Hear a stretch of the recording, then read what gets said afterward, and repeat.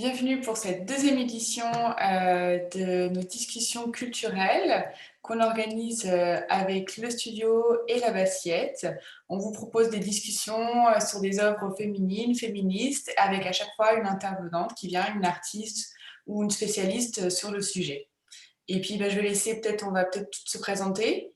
Je vous laisse le studio commencer. Je vais commencer par me présenter. Bonjour à tous et à toutes. Je m'appelle Charlotte. Je travaille donc, comme vient de le dire Sarah, chez le studio. Et je suis ravie d'être là avec vous pour discuter de ce super film. Voilà. Bonjour, donc moi c'est Clément, je suis la collègue de Charlotte et du coup je travaille aussi chez le studio. Moi, je ne me suis pas présentée là tout à l'heure, mais je suis Sarah de l'association La Bassiette, qui organise des événements culturels dans Paris quand on le peut. En ce moment, voilà, on fait des événements plutôt en live du fait de la situation. Et finalement, je te laisse présenter Sophia. Ouais, donc bonjour. Donc moi je suis Sophia, je suis réalisatrice de films d'animation. Je suis actuellement basée à Paris, mais je suis née et j'ai grandi à Casablanca. Et je fais essentiellement des courts-métrages animés, très centrés en tout cas autour de les figures féminines, des questions féministes aussi. Je fais du cinéma aussi expérimental et en ce moment je finis de développer mon prochain court-métrage. Qui sera sur le thème de la nostalgie.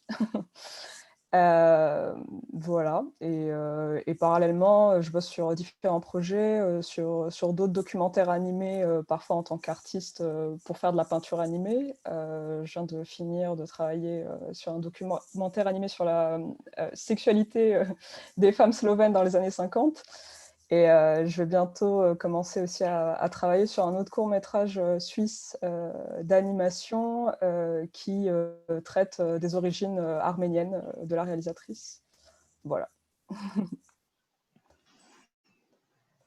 Ok, super. Merci Sophia, merci les filles. Du coup, je vais passer à la présentation de l'œuvre en elle-même. Donc, le film qui nous réunit toutes les quatre, c'est Mustang, donc, qui est un film qui raconte l'histoire de 5 sœurs unies comme les doigts de la main, mais qui sont orphelines et qui vivent avec leur grand-mère et leur oncle dans un petit village côtier en Turquie. Ce film, il commence à la fin de l'année scolaire où un élément déclencheur va marquer pour ces adolescentes le début d'une réclusion progressive et implacable. Cet événement, c'est une bataille d'eau improvisée sur la plage avec des garçons de leur âge, ce qui paraît bien innocent, mais qui va être très vite perçu par leur famille comme une honte et un déshonneur où elles auraient perdu leur virginité en ayant, je cite, en s'étant masturbées contre la nuque des garçons, dorénavant cloîtrées entre les 4 murs de leur maison. Elles deviennent vite enfermées donc dans cette maison, comme je disais, pour devenir un peu de bonnes ménagères. Elles doivent se plier à la volonté de leur grand-mère et de leur oncle, qui projettent de les marier au plus vite, alors que bien sûr, c'est pas du tout leur projet. Et les plans d'évasion se multiplient, particulièrement du côté de la plus jeune d'entre elles, Lalé, qui ne supporte pas de voir disparaître une à une de ses sœurs. Donc c'est un film qui a été présenté à la quinzaine des réalisateurs du Festival de Cannes en 2015 et qui a ensuite connu une plus de récompenses, surtout en France lors des Césars de 2016. Il a reçu le meilleur scénario, enfin le prix du meilleur scénario, le scénario original, meilleur montage, meilleure musique et meilleur premier film. C'est un film, pardon, je n'ai pas précisé, de Denise Gamze-Erguven, dont j'espère ne pas écorcher le nom. Il a été également choisi pour représenter la France lors des Oscars en 2016 en langue étrangère. C'est le premier long métrage de Denise Gamze-Erguven, qui est un récit, donc, par conséquent, un récit initiatique d'émancipation. Pour ce qui est de la réalisatrice, elle a grandi donc entre Paris et Ankara, puis les États-Unis. Elle a d'abord obtenu une maîtrise d'histoire africaine à Johannesburg, puis elle a entrepris une thèse d'anthropologie et elle s'est un peu orientée vers la réalisation en intégrant la FEMIS en 2002 et elle sort diplômée en 2006. Mustang, c'est son premier long métrage. Elle a ensuite tourné d'autres films, dont le film Kings, qui est un projet plus hollywoodien, où la tête d'affiche est tenue par Alberi et Daniel Craig, qui parle des émeutes de 1992 à Los Angeles. Est-ce qu'on, comment dire, Denise Gamzer-Guven, c'est quelqu'un qui a été, qui se considère pas forcément, elle se qualifie de féministe, mais elle se considère pas pour autant de militante, même si elle s'est impliquée dans des mouvements protestataires en 2013 en Turquie contre le pouvoir de Erdogan, qui est l'actuel président de la République en Turquie. Et elle a été naturalisée française après 2 refus, et elle aurait dit après être nationalisée, qu'il lui aurait fallu un mari français, un enfant français et un succès professionnel pour arriver à obtenir cette naturalisation. Donc voilà pour la présentation de l'œuvre et de l'artiste. Voilà. Et du coup, moi, voilà, il y a un sujet qui m'avait, qui cotait beaucoup pour moi dans ce film, qui m'a beaucoup marqué tout de suite, et dont je voudrais parler avec vous là pour commencer. C'est sur la forme du film, parce que voilà, c'est un film qui est donc sur un sujet très réaliste. C'est à une époque contemporaine, mais pour autant, je trouve qu'il y a toujours quand même quelque chose de très il y a le mythe, il y a les effets du conte qui sont comme ça tout au long du film. Elle en parle beaucoup aussi, la réalisatrice, où elle parle de référence à la mythologie. Et voilà, comme tu disais sur le résumé du film, c'est très, voilà, on a ces 5 sœurs élevées par leur grand-mère, leur méchant oncle. Elles sont dans une maison reculée, et puis une maison dont on n'arrive pas bien à percevoir les contours. C'est comme justement la réalisatrice comparait souvent la maison à un dédale. Voilà, on passe d'une pièce à l'autre sans vraiment le savoir. On ne voit pas la totalité de la maison. Et petit à petit, en plus, cette maison, elle prend une forme un peu de tour de château au fur et à mesure que les jeunes filles, elles sont coincées en fait dans cette maison. On les empêche petit à petit de sortir, d'aller à l'école. Voilà, donc ça devient vraiment cette tour de château où des princesses, on va dire, sont enfermées. Et moi, justement, sur cette forme, je voulais savoir, Sophia, toi, en tant que réalisatrice, comment c'est en fait la forme du conte, du rêve, de la mythologie peut en fait permettre de tenir un discours qui est tout à fait ancré dans la société et qui parle d'un sujet assez commun en fait. Voilà, je veux savoir comment cette forme, en tant que cinéaste, elle permet de parler de sujets qui touchent tout le monde finalement. Ouais, vaste question. Oui, c'est pour toi du coup. Ouais. Ouais, moi je trouve que le point de vue effectivement de la réalisatrice, le fait d'amener le film sous la forme d'un conte, rend en tout cas le film beaucoup plus... on rentre beaucoup plus dedans peut-être que... je trouve qu'il y a pas mal de films comme ça, récemment en tout cas de réalisatrices qui viennent de pays comme ça, d'Iran, de Turquie, Maghreb, Moyen-Orient, qui traitent de sujets sur le patriarcat, mais qui le traitent sous la forme de documentaires, de docu-fiction. Et puis, je trouve que le fait d'avoir traité en utilisant la structure d'un conte, finalement, c'est pas si mal, parce que je pense pour le spectateur, il y a des codes. C'est assez inconscient. Je pense que quand on le regarde, on ne se rend pas forcément compte qu'il y a les codes d'un conte. Il faut le revoir ou voir la lecture ou lire des analyses pour s'en rendre compte. Mais elles sont inconscientes. Et ce que je trouve qui est plutôt bien fait, c'est qu'en général, le conte, il y a effectivement cette figure souvent de la princesse qui est enfermée dans un donjon avec un méchant, etc. Mais souvent, la libération, elle se fait avec le prince charmant. Et c'est pas vraiment le cas dans le film. Et je trouve ce qui est assez intéressant, c'est d'utiliser vraiment les codes du conte et d'utiliser des personnages de l'enfance, puisqu'elles sont dans l'enfance, l'adolescence, et d'arriver à leur libération, mais pas forcément à travers la figure de l'homme, mais d'une manière complètement différente. Parce que les 2 premières sœurs, elles sortent de leur prison en étant mariées. Mais la 3e se suicide, et les 2 dernières s'échappent en voiture, en fait. Et elles conduisent, ce qui est en fait...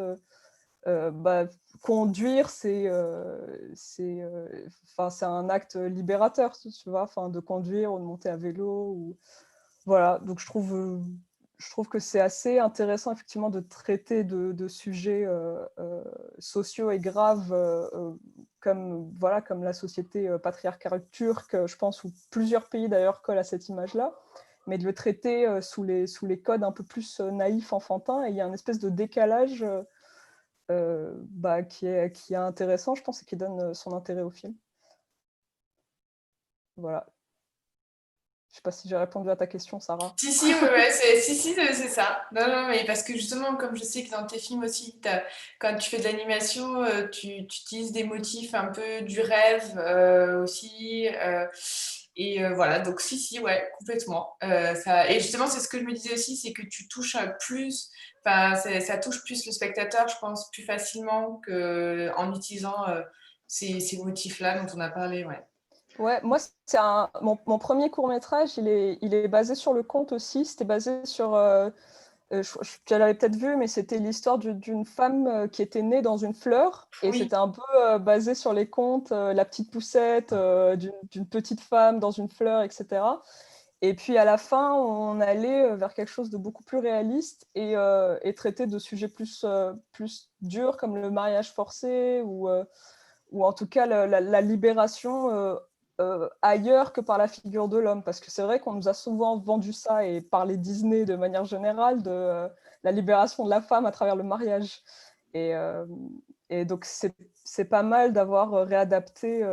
Moi j'aime toujours bien ces réadaptations de contes un peu modernes où la libération se fait plus par le mariage en fait.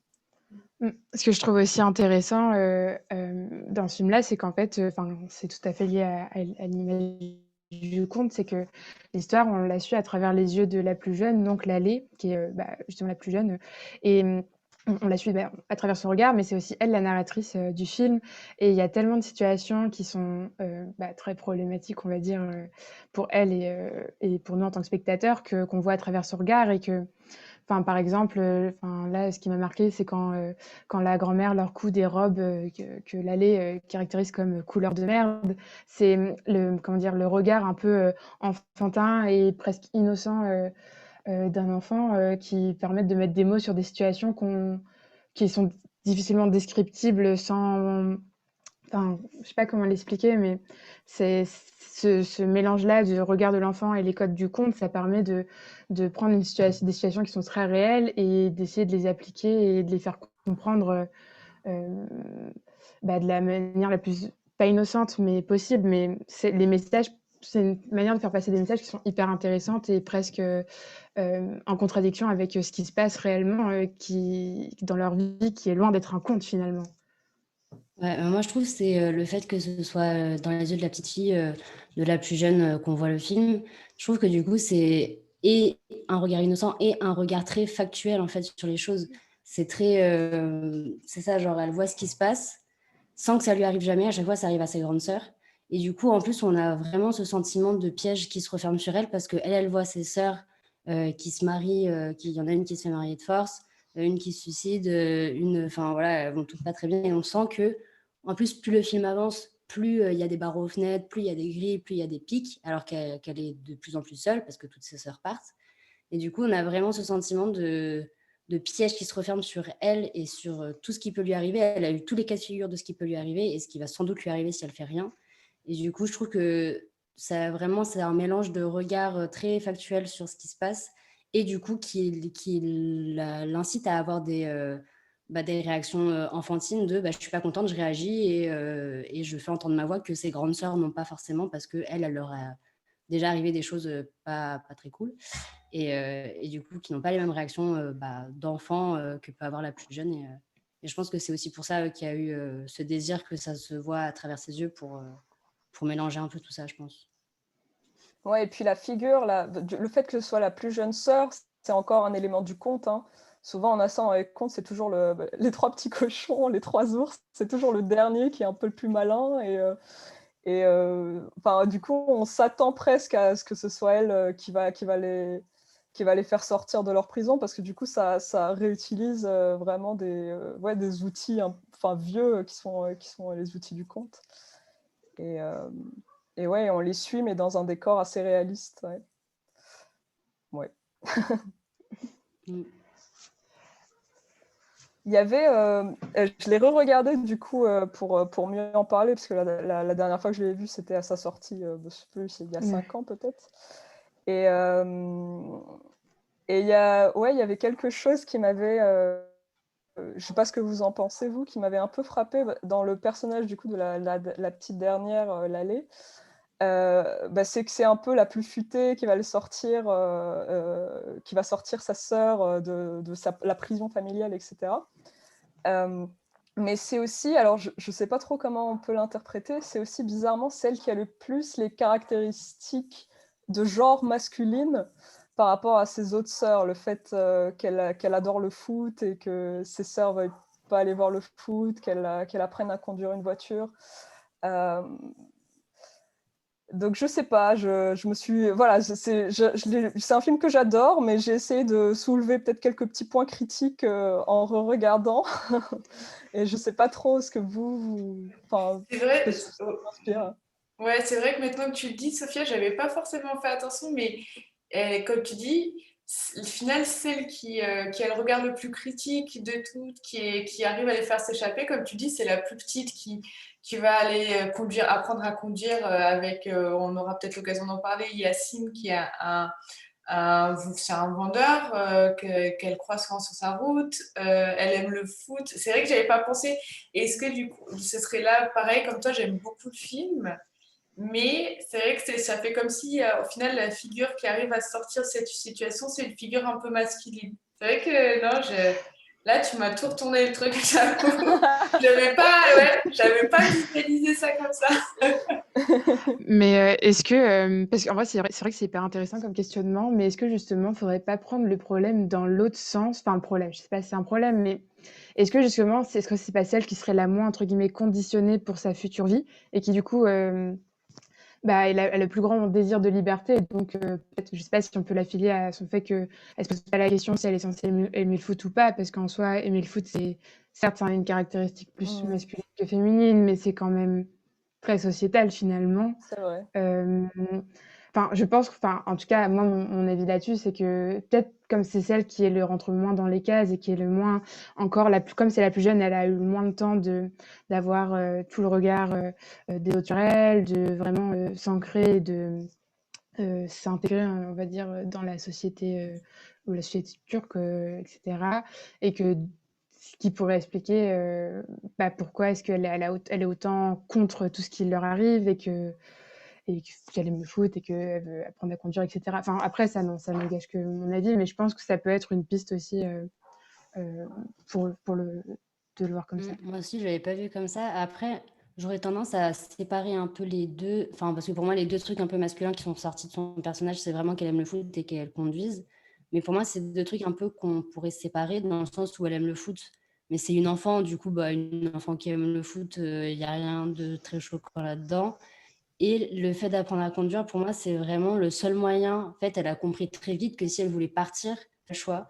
Et je pense que c'est pas forcément du coup, parce que à part ça, sinon, je vois pas d'autres moments où il y a eu vraiment de choses masculines qu'elle faisait. Pour moi, c'est plus vraiment une enfant qui a compris que pour s'enfuir, il fallait apprendre à conduire. Et voilà. Mais après, effectivement, peut-être que c'était quelque chose, justement, que j'ai pas vu. Hein. Mais moi, je l'aurais plus interprété comme ça, en tout cas. Non, mais si, je me suis dit que j'allais soulever potentiellement le sujet, mais c'est vrai c'est vrai que Charlotte, le retourner dans l'autre sens, c'est pas bête de se dire que c'est la plus jeune et c'est elle qui a eu le moins d'interdits, en fait, et que du coup, ça laisse peut-être juste plus de choix, effectivement, d'aimer le foot ou pas, ou plus de liberté et de fraîcheur que les grandes sœurs qui sont déjà condamnées, entre guillemets, parce qu'elles sont déjà presque en âge de se marier. Mm. Ouais. Mais du coup, là, enfin, je pense à ses sœurs et enfin, pour changer un peu de sujet par rapport à ça, je trouve que vraiment dans le film, il y a une place à la sororité et le fait que les 5 sœurs, elles sont vraiment comme un seul corps, en tout cas au début du film, je trouve que c'est assez, enfin, pas étonnant, mais peu montré souvent dans des films comme ça. Je trouve que enfin, je sais pas ce que vous en pensez, à quel point cette image de la sororité et du fait qu'elles forment, enfin, elles sont comme les 5 doigts de la main, vraiment. Hein. Enfin voilà, juste pour savoir si vous avez des pistes de réflexion là-dessus. J'avais lu un peu des entretiens avec la réalisatrice qui disait que c'était un peu inspiré aussi de sa vie personnelle où elle raconte que quand elle était dans sa famille en Turquie, où tu avais toutes ces femmes qui se rencontrent de différentes générations qui sont là. Et, euh, et c'est vrai que là, c'est assez marquant dans le film qu'on a vraiment, elles forment un corps, ces 5 sœurs. Et la séparation entre elles, de toute façon, est très douloureuse. Elles ont du mal à se séparer les unes des autres. Et c'est vrai que ce groupe de jeunes filles, en fait, moi, ça m'a marqué plus même dans l'ensemble sur toutes ces femmes qui sont toujours à la maison. Justement, elles sont une mini-société, en fait, qui est la leur. Et on a plusieurs générations qui sont là. Euh, mais c'est vrai que même là, les 5 sœurs en elles se ressemblent, elles ont toutes les cheveux longs, enfin, on a l'impression qu'elles font vraiment un corps unique. Et au départ, on a même du mal presque à les distinguer. C'est au fur et à mesure du film qu'on commence à les connaître, à connaître les caractères différents qu'elles ont.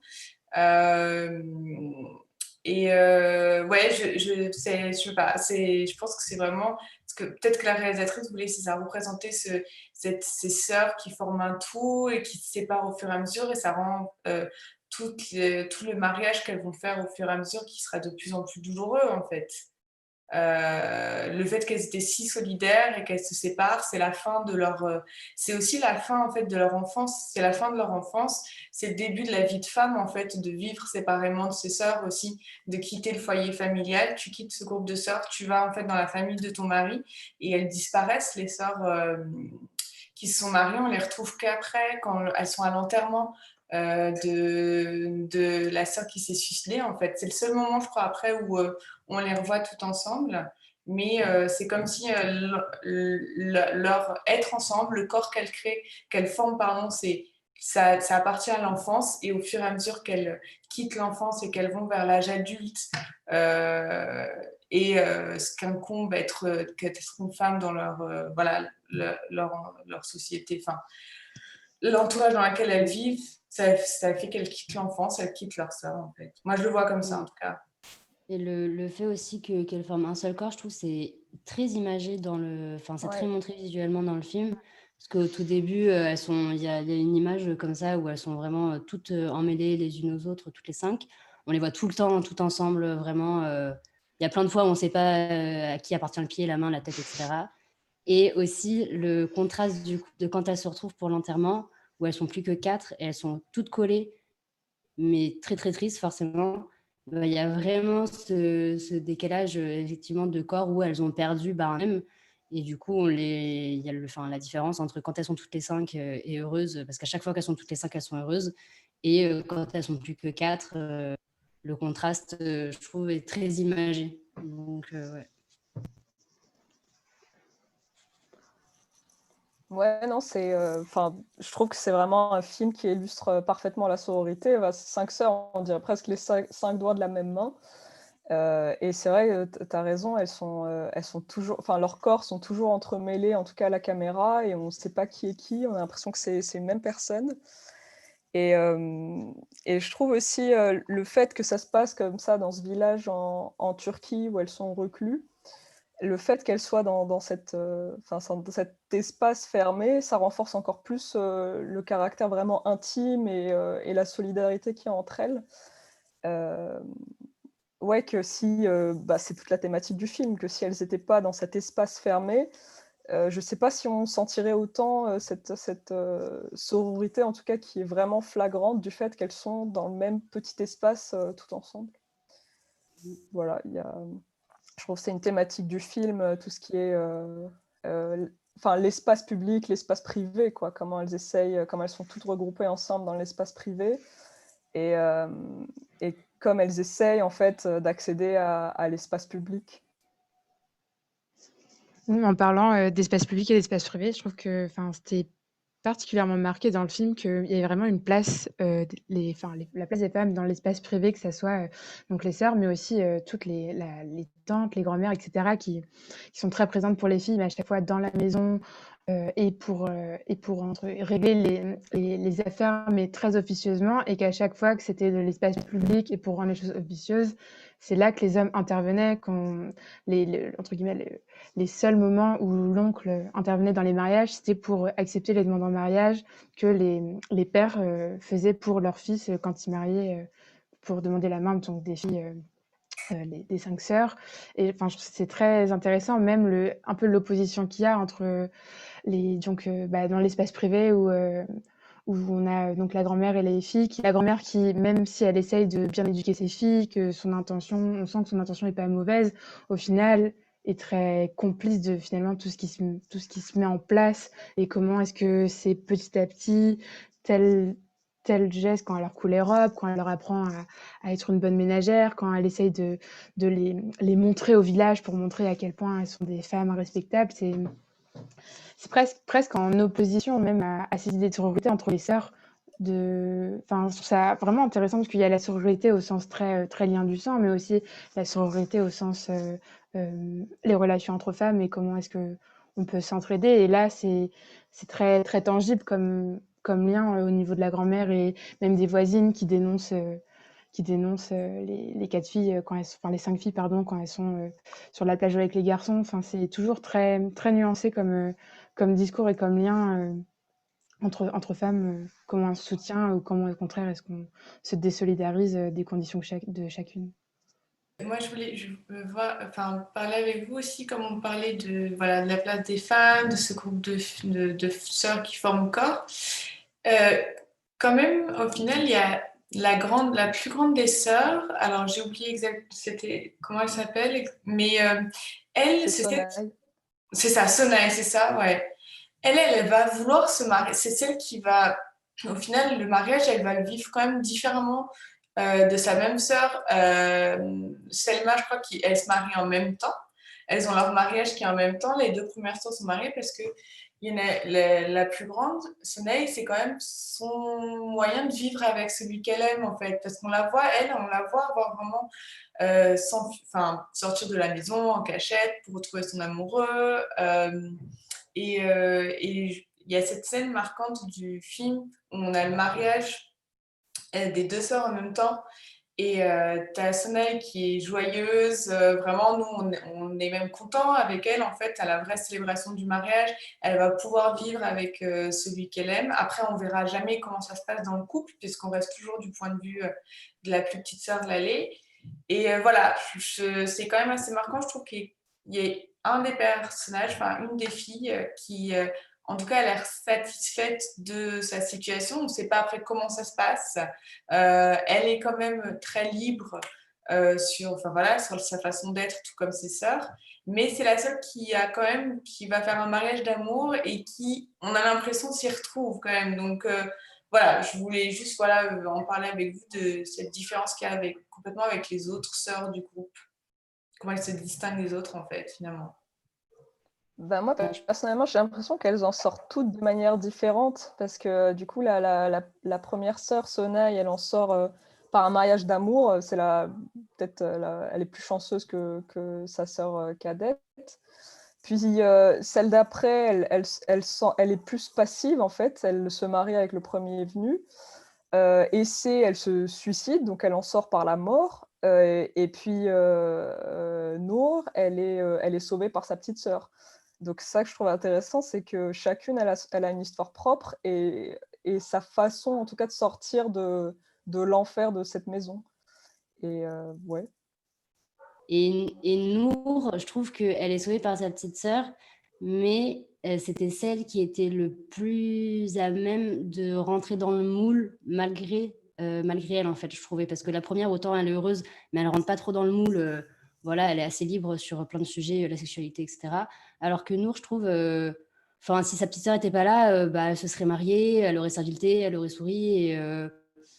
Et je pense que c'est celle qui se serait posé le moins de questions. Du coup, je trouve qu'il y a aussi ça comme autre échappatoire, et que vraiment, après, sa petite sœur, oui, l'a sauvée de ça et elle s'est enfuie. Mais je trouve que le côté s'enfuir, c'est vraiment la solution de la plus petite qui emmène Nour avec elle, alors que Nour était quand même... elle allait ouvrir la porte et se marier, quoi. Mais ouais, effectivement, les 5 sœurs, je pense que c'est vraiment pour montrer 5 parcours de vie différents. Mais quand on parlait de sororité, j'ai essayé de me rappeler un peu les films qui m'évoquaient ça. Je sais pas si vous en avez en tête. Moi, j'ai pensé un peu aux 4 filles du docteur March que j'ai vu il y a pas très longtemps, où il Pareil. y avait ouais, Mmh. chaque sœur, qui a agi de manière différente, en fait, au patriarcat. Mais ouais, c'est toujours intéressant, en fait, d'avoir ces films ou ces histoires où c'est vraiment des sœurs, unies par le sang, mais on sent aussi qu'elles ont un caractère différent et une manière d'affronter les choses de façon différente. Ouais, et puis je Oui, pense que c'est une oui. manière aussi de dire que bah, toutes les femmes, même si elles ont le même ennemi, on va dire, enfin la même envie de liberté, elles n'ont pas les mêmes rêves et pas les mêmes centres d'intérêt, même alors qu'elles ont les mêmes parents, la même éducation, etc. Mais je pense que c'est une manière de montrer le combat des femmes. C'est quand même un combat commun, mais qui est assez individualiste sur bah, les projets qu'on a tous envie de mener. Et je pense que c'est une bonne manière, en fait, la sororité dans les films, Mmh. de montrer un combat commun avec des personnalités très différentes, plus ou moins fortes, etc. Oui, c'est ça, c'est que enfin, c'est un peu la notion de comment, mais enfin, comment dire? Avoir un impact sur une emprise sur son destin, donc comme, pour l'aînée, effectivement, se marier avec l'homme qu'elle aime, c'est ce qu'elle veut et elle réussit à le mettre en place, au final. On a la seconde donc qui est beaucoup plus passive et qui est beaucoup plus, enfin, il y a un moment qui m'a un peu marquée dans le film où, quand elle fait son deuxième test de virginité où le médecin lui dit pourquoi tu me dis que tu as déjà couché avec quelqu'un alors qu'apparemment non, et qu'elle lui répond bah, quoique quand je dis que je suis encore vierge, on me dit que c'est pas possible, et quand je dis que je couche avec tout le monde, on me croit pas non plus.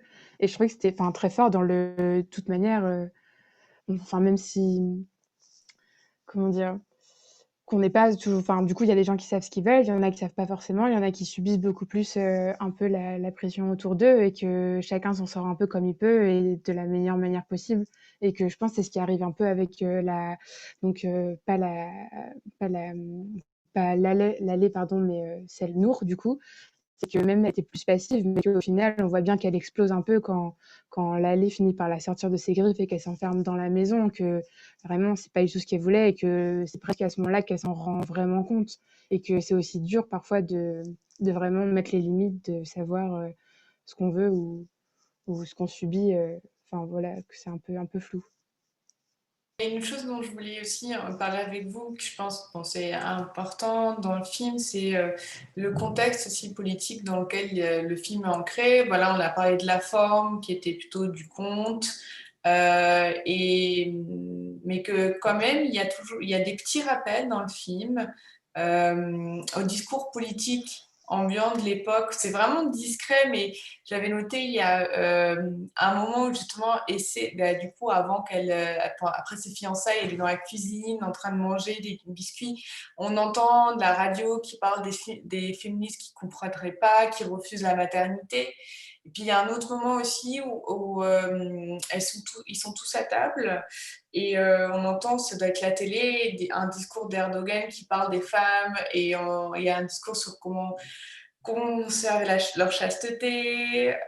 Et donc, on a quand même ces petits moments de discours politique qui nous rappellent que voilà, on est en Turquie sous Erdogan et la réalisatrice, elle en parlait. Enfin voilà, c'est quand même la Turquie, hein, tout le monde le sait, c'est un des premiers pays où le droit de vote des femmes avait été autorisé en fait, légalisé.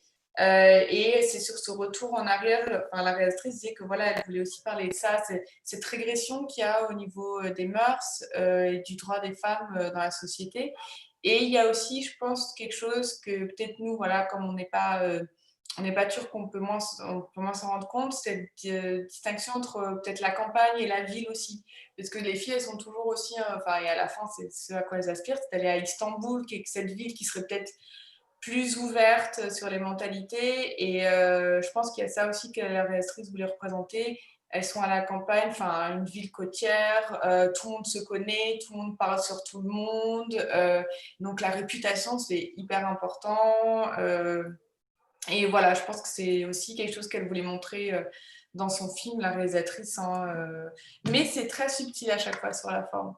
Voilà, on n'a pas un truc où on nous a montré des images d'Erdogan, c'est toujours en fond.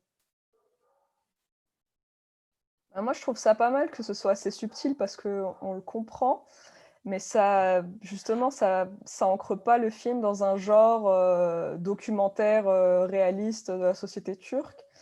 Et donc ça fait passer, je sais pas, ça fait passer des messages, mais un peu en filigrane comme ça, et je trouve que c'est pas mal. Je m'étais posé la question aussi, je pense que vous l'êtes posé aussi, de comment le film avait été reçu en Turquie, parce qu'il a été très bien reçu en France. Il a été, enfin, je pense que, enfin, nous, on est là, toutes les quatre là pour en parler, c'est qu'on a tout adoré le film. Mais ouais, je me demandais justement le fait que ce soit subtilement politisé comme ça, qu'est-ce que ça avait réveillé peut-être chez le public turc? C'est des, je sais pas, c'est des questions qu'on peut Mais se j'étais poser. allée regarder un petit peu justement, parce que déjà il y a eu le truc aussi que le film a été nommé aux Oscars, enfin il a été sélectionné pour représenter la France aux Oscars.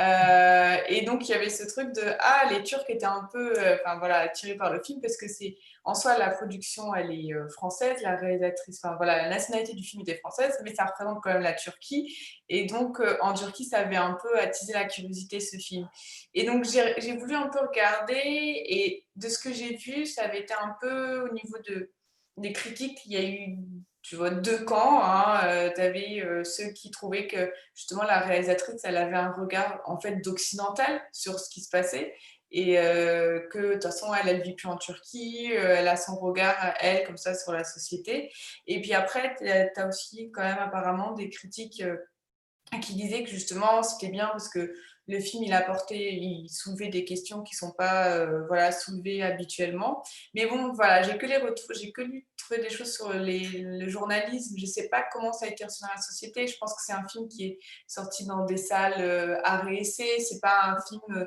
blockbuster qui a attiré énormément de monde donc c'est vrai que je sais pas trop voilà à part les critiques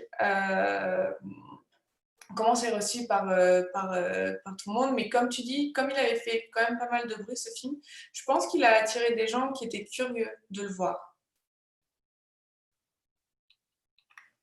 Ouais, ce que j'essaie de dire, c'est que aussi le fait que ce soit politisé, mais légèrement, Mm. je pense que c'était enfin, j'ai l'impression, hein, mais que c'était peut-être volontaire de la part de la réalisatrice et assez intelligent. Enfin, en tout cas, pour moi aussi, enfin, j'essaie de m'identifier aussi en tant que réalisatrice marocaine qui ne vit plus dans mon pays. Et parfois, effectivement, on essaye de faire passer des messages sociétaux, mais on sait que c'est des sujets un peu sensibles et de les faire passer en subtilité, justement, je me dis que c'est assez peut-être intelligent de sa part, qu'il y a deux, trois moments comme ça dans le film où on est que des critiques comme ça du conservatisme d'Erdogan, mais que sans que ce soit finalement le sujet du film, en fait. Parce que le sujet du film, il est très universel. Il n'est pas forcément lié à la société turque, je pense. Voilà, c'est mon point de vue. Oui, c'est ça, parce que non, mais parce que c'est vrai ce que tu dis, parce qu'au moins, enfin, au moins, la façon dont elle fait son film, c'est-à-dire tu vas pas choquer le public comme ça, et peut-être que c'est l'occasion de pouvoir parler de ces faits de société à un public qui aurait eu peur d'aller voir le film si c'était un film beaucoup plus choc, beaucoup plus accusateur en fait. Comme tu dis, c'est vrai que c'est peut-être la façon la plus intelligente, enfin, voilà, il faut travailler en subtilité, tu peux réussir plus à parler à un public. Ouais. Mm. Est-ce que vous trouvez, je ne sais pas si au contraire, Clémence, Charlotte, vous trouvez que peut-être le film, enfin, je sais pas, on pourrait aussi dire qu'il ne va pas assez loin, justement, pour démontrer, accuser le patriarcat, en fait.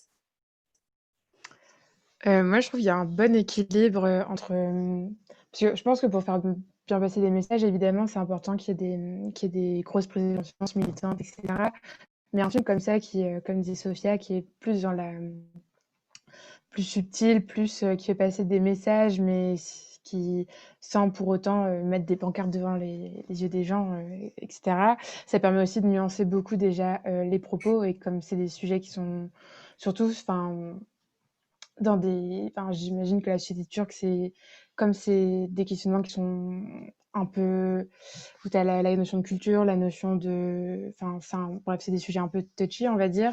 Je trouve que c'est assez smart, effectivement, et surtout assez efficace, finalement, parce que rien que là, on a quand même pas mal de matière à discuter, nous, d'un point de vue occidental, mais je pense que ça a aussi son impact forcément dans les salles de cinéma turques, ou parce que c'est des... ou tout simplement déjà parce que c'est des personnes qui n'importe qui peut s'identifier, évidemment, même si on ne vit pas la même histoire qu'elles. Mais il y a une résonance quand même dans leurs histoires, dans le vécu de chacun ou de chacune, même si évidemment, ça, de là, pas forcément dans l'extrême comme elles peuvent le vivre. Mais voilà, je pense que la subtilité comme ça, c'est très bien joué aussi de sa part, en tout cas, enfin de la part de la réalisatrice.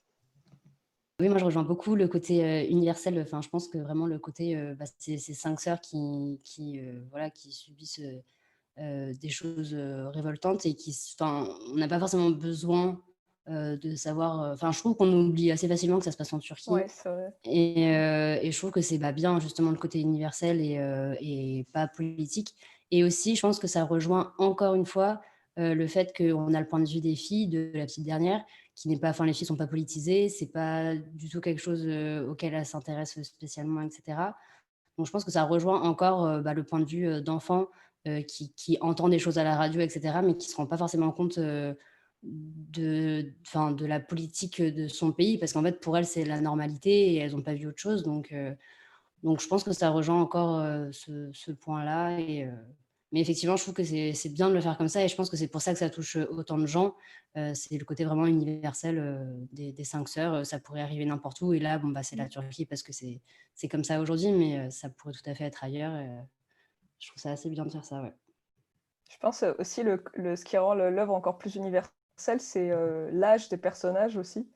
Parce que le fait que ce soit des adolescents, je trouve que c'est vraiment une période de notre vie où justement on cherche, quelle que soit notre culture, notre origine, en tout cas à se dresser contre le père ou les parents, à avoir plus de liberté, et du coup qu'il y a un processus d'identification qui se fait, je pense, quelle que soit la culture dont on vient. Enfin, le fait qu'elles aient cet âge-là et qu'elles ne soient pas plus âgées, parce que ça aurait pu être le cas, elles auraient pu être... voilà, qu'il y ait cette transition, cette espèce de quête de liberté de l'adolescence, en fait. Ouais, et justement, en parlant de l'âge, moi, je sais, peut-être qu'il y a que moi qui me suis posé cette question, mais tout le film, je me suis dit, mais elles ont quel âge? Parce qu'ils disent jamais l'âge des sœurs. Et c'est quelque chose, je trouve, d'assez bien fait, dans le sens où, du coup, on peut pas trop avoir d'avis. Par exemple, si la plus grande avait 18 ans, on n'aurait pas pu se dire, elle a 18 ans, pour nous, c'est la majorité. Donc, je trouve que il y a ce truc dans tous les cas, elles sont trop jeunes pour ce qui se passe, elles sont trop jeunes, elles vont être mariées de force, etc. Et je trouve que c'est bien de jamais donner l'âge, en fait. Enfin, je trouve que ça reste dans le flou c'est juste, en fait, d'elle. Et du coup, on n'est pas, je trouve, influencé par l'âge de oui, mais bon, à 16 ans, nanani, ou à 18 ans, nanana, des idées préconçues qu'on a. Et je trouvais ça assez bien qu'ils disent jamais l'âge, même si moi, ça m'a un peu frustrée, mais voilà. Mais même en termes de temporalité, on ne sait pas combien de temps s'écoule entre la fin d'année scolaire où elles se font enfermer pour la première fois et quand elles s'échappent enfin. Et c'est assez dingue parce qu'en fait, on a l'impression qu'il y a des années qui se passent et en même temps, on n'a aucune idée en fait parce que c'est pas rythmé par les saisons. Déjà, du coup, on ne peut pas le voir. En fait, ça pourrait aussi bien se passer en un été qu'en 3 ans. Enfin, c'est l'impression que j'ai eue en tout cas. Après, on a une petite indication. On sait qu'au début du film, elles partent en vacances. Mais pareil, on ne sait pas quelles vacances. Et on sait qu'elles ne retournent pas à l'école. Donc oui, c'est ça. Et je trouve que du coup, nous, dans notre tête, on voit que le temps entre les fiançailles et le mariage, moi, j'avais l'impression que c'était le lendemain. Et je me suis dit, mais est-ce que ça se passe vraiment comme ça, ou tout se passe en 2 jours? Et c'est vrai que oui, il n'y a pas trop de... Bon, c'est juste qu'elles ne grandissent pas, donc on sait que ça ne dure pas des années. Mais oui, effectivement, ça reste dans l'infini un peu du film, ouais, c'est vrai. Je voulais vous demander ce que vous avez pensé de la représentation des hommes dans le film, qu'on voit pas énormément, mais voilà, je voulais savoir ce que vous en pensez. Il y a l'oncle qui est le patriarcat par excellence, la personnification du patriarcat, je pense. Mais après, il y a aussi Yacine qui l'aide à la fin, qui est une figure masculine beaucoup plus proche, en tout cas, enfin, qui moins dans l'opposition. Euh, ouais. Et puis il y a tous les autres hommes qui sont assez, qui sont vus que par le prisme, maintenant que tu me le dis, soit le prisme du mariage, soit le début du film où il y a les garçons et elles sont accusées de frotter leurs jambes contre leur cou et tout. Donc finalement, oui, c'est. J'ai pas envie de dire que les hommes sont sexualisés pour une fois, mais mais, mais c'est vrai qu'ils sont vus que par rapport ouais, à leur sexe, entre guillemets. C'est soit eux qui vont soit ils vont tenter les filles et les attirer vers le mal selon la conception de leur oncle, soit il faut les marier à ces hommes-là pour que du coup ce soit respectable par la société. C'est assez contradictoire d'ailleurs, parce que il y a soit l'option où les hommes les pervertissent, soit l'option où en fait les hommes va leur rendre Ouais. leur salut en les mariant. C'est vrai que c'est assez étrange. Ouais. Bah, moi, je trouvais qu'il y avait vraiment ce côté, ouais, les hommes, c'est un peu les grands méchants et on prend pas le temps de développer ces personnages-là. Parce que même l'oncle, qui est le personnage masculin le plus présent, on le connaît pas en fait. Enfin, on sait juste que c'est un peu le grand méchant de l'histoire, le méchant oncle, et pas la méchante tante pour une fois d'ailleurs. Donc voilà, il y a juste 2 personnages, du coup, comme on a dit, Yacine qui est un peu la lueur d'espoir de la jante masculine dans ce film, et pour les sœurs. Et il y a aussi un autre moment, alors c'est hyper discret, je sais pas si c'était fait exprès ou quoi, mais au moment où elle s'enfuit du mariage donc, de Nour, elle s'enfuit et il y a, donc on ne sait pas qui est ce personnage, mais quelqu'un qui dit à l'oncle non, laisse-les partir, laisse-les partir. De moi qui est mal interprété ou quoi, mais je trouve que du coup, ça a donné un peu cette idée que tous les hommes ne sont pas forcément d'accord avec ce qui se passe et avec la violence, parce que peut-être qu'il était d'accord pour le mariage forcé et que pour lui c'était normal, pour le personnage qui leur disait de les laisser partir, mais il n'était pas d'accord pour que son oncle tue ses nièces. Et du coup, je trouvais qu'il y avait un petit peu ce truc, en plus de Yacine, de lueur d'espoir des hommes. Mais c'est vrai que sinon, très globalement, je trouve qu'ils sont quand même assez représentés, c'est ça, soit par les tentations sexuelles, soit par le mariage. Et voilà, après, c'est aussi l'idée de s'intéresser, qu'elle n'a pas voulu trop développer les personnages des hommes. Mais ouais, je sais pas, ce petit personnage-là, moi, il m'a fait bizarre. Je me suis dit, pourquoi il lui dit d'arrêter alors que c'est un homme, justement, c'est les méchants, les hommes. Donc, je pense qu'il y a eu ce petit désir de montrer que tout le monde n'était pas d'accord. Mais voilà. Et je pense que cette façon d'aborder l'image des hommes, en fait, pour moi, elle est un peu générale sur les adultes dans le film. Ils sont assez absents, c'est vrai que c'est les filles qu'on voit majoritairement. Les femmes aussi adultes, elles sont aussi un peu absentes. On va un peu plus voir, je pense, la grand-mère peut-être que l'oncle, bon, parce que c'est une femme aussi, et on voit aussi qu'elle subit ce patriarcat, puisque elle aussi, on lui reproche en fait de ne pas avoir éduqué comme il faut ces petites filles, et que du coup, elles ont fait ça.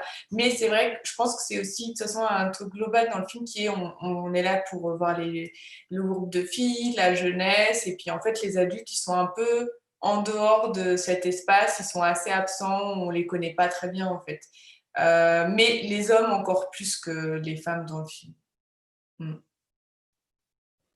J'avais lu aussi une interview de la réalisatrice où une journaliste lui posait la question du male gaze et du female gaze dans son film.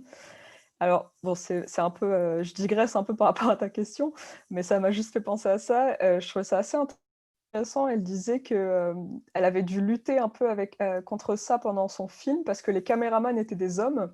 Et parfois, la caméra s'attardait trop sur les filles ou sur leur corps ou des choses comme ça, et elle devait revenir derrière et leur dire de filmer différemment. Et je trouvais que c'était assez intéressant comme anecdote d'avoir la réalisatrice qui doit repasser derrière le caméraman pour lui donner son regard de femme. Ah, terrible. Ouais. C'est intéressant parce que du coup, ça veut dire que même au niveau de l'équipe, enfin, voilà, quand on veut faire un film féministe, il faudrait que même en équipe, de toute façon, que toute la chaîne, en fait, toutes les personnes qui travaillent sur le plateau, en fait, tu as un impact sur le regard que tu portes. Ouais, ça, c'est intéressant. Après, c'est vrai qu'elles sont filmées, elles sont un peu sexualisées à la caméra aussi, mais c'est parce que tout le film, il parle de leur désir, en fait, qu'elles ont ce désir, mais qu'elles sont empêchées, enfin, qu'elles ne doivent pas exprimer parce que c'est mal, entre guillemets, si c'est hors mariage. Mais c'est vrai on voit leur désir à la caméra, mais c'est pas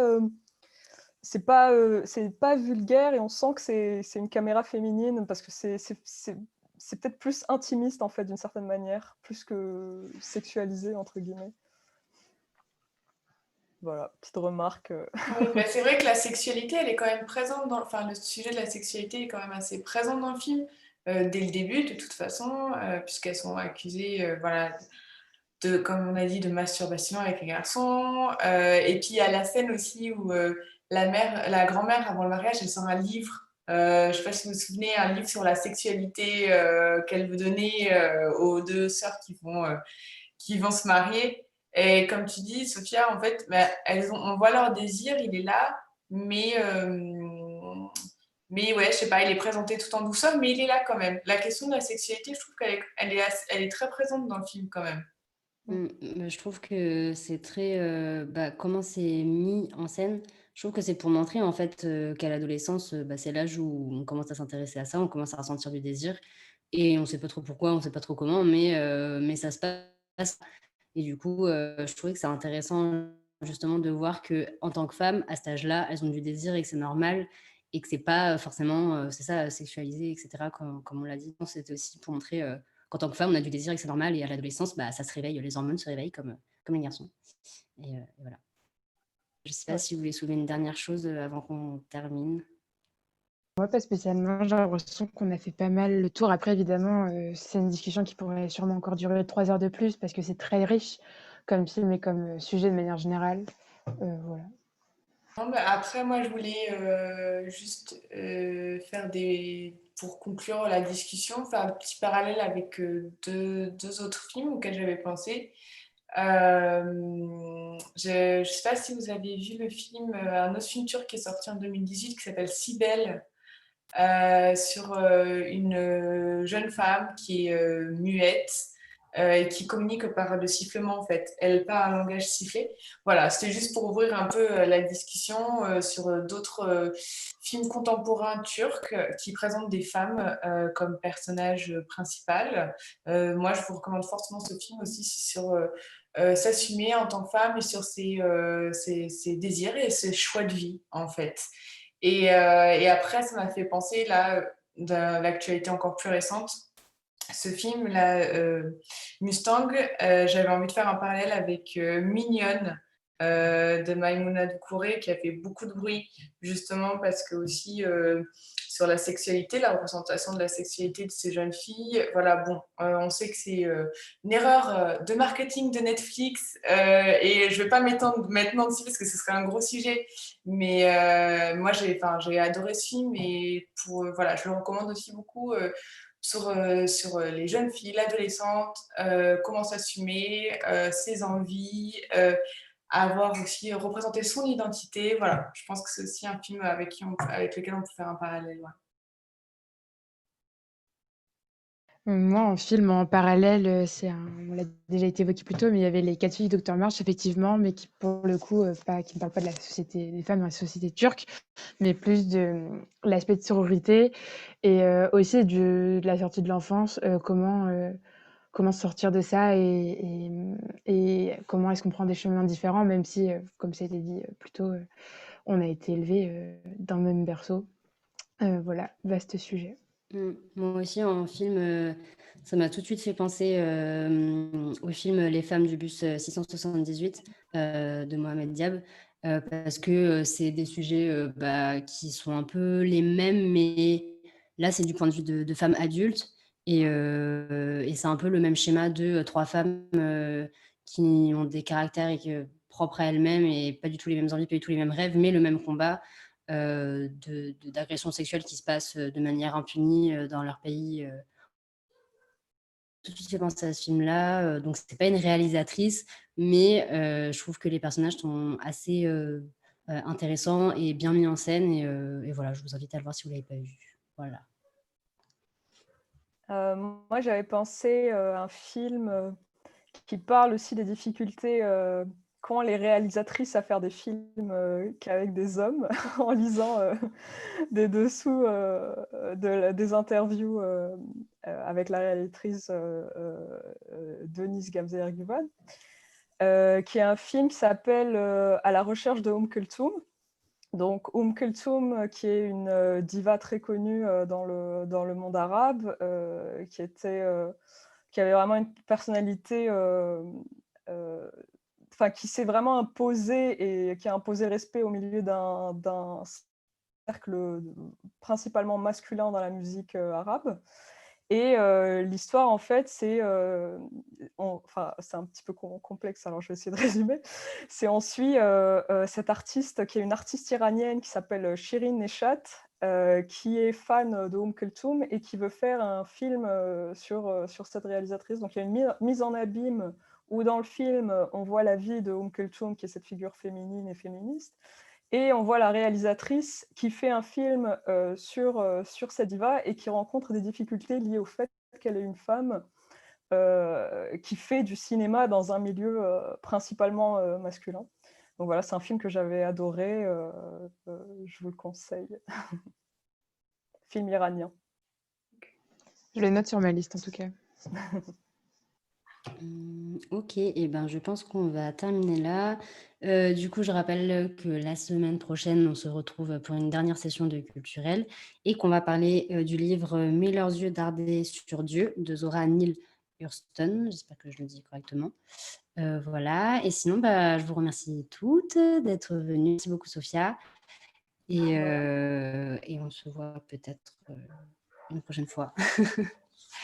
Voilà. Merci beaucoup.